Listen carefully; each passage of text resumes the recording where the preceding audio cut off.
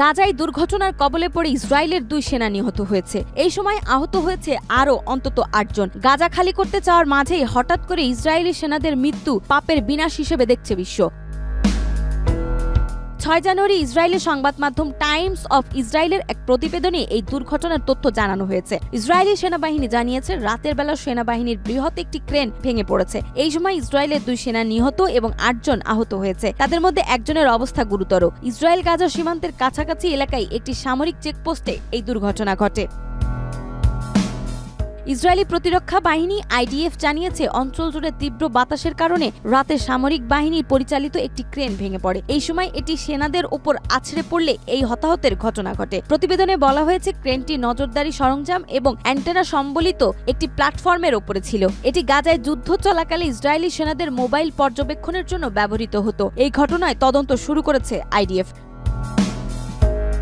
4 February Times of ইসরায়েলের এক প্রতিবেদনে বলা হয় গাজায় ইসরায়েলি সেনাদের উপর হামলা হয়েছে। এই সময় ইসরায়েলের বেশ কয়েকজন সেনা হতাহত হন।